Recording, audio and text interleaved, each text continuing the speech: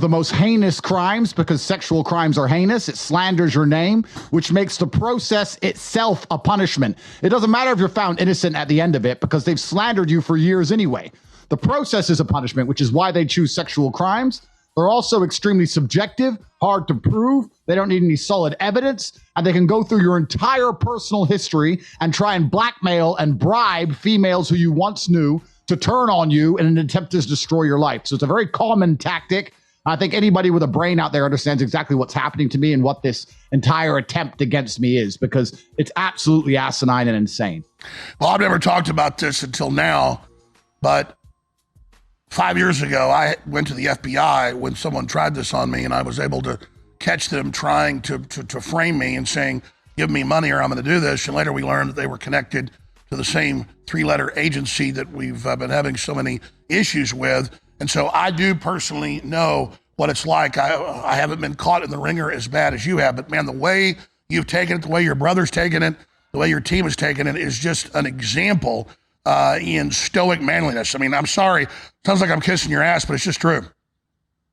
Yeah, I mean, absolutely. And it is scary, the fact that 2,000 women who I've known throughout my life, I'm 36 years old, 2,000 women were called and effectively offered bribes to turn on me. Effectively, it was, if you have a negative story about Andrew Tate, you'll get paid money. That's a bribe. They tried to bribe 2,000 women who know me, and they still couldn't manage to put together any kind of coherent case. They're so desperate for a case, the two victims they've identified have repeatedly said on camera, we are not victims. Candace Owens actually did a fantastic breakdown. Anyone who's interested in my case can do a full breakdown.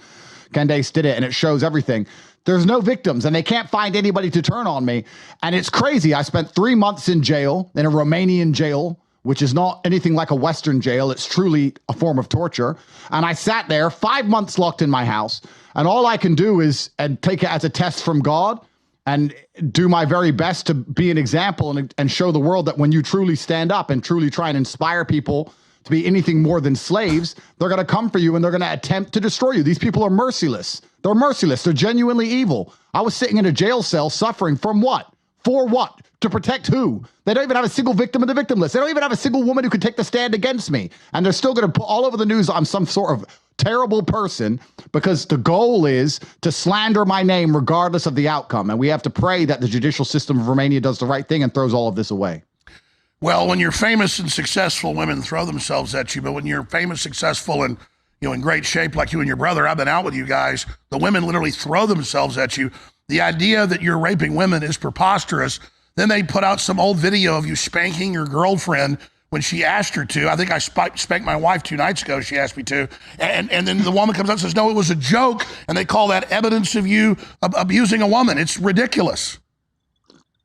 It is ridiculous. And it's just weaponized virtue.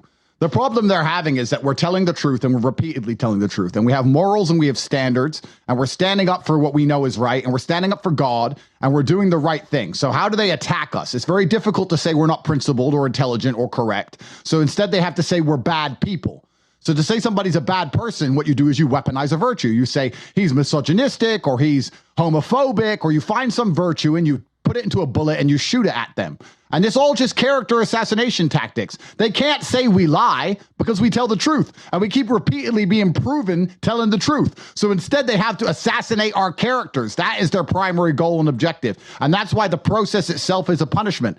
I tell you, the BBC, in the 18 months, the BBC have been printing about me being a human trafficker, because they've done an article a day, every day for 18 months.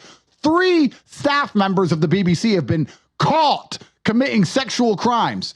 3 of their own staff. It's mentioned for a day, maximum 2, and then it goes away. And here I am 18 months later, still going through the grinder of endless character assassination.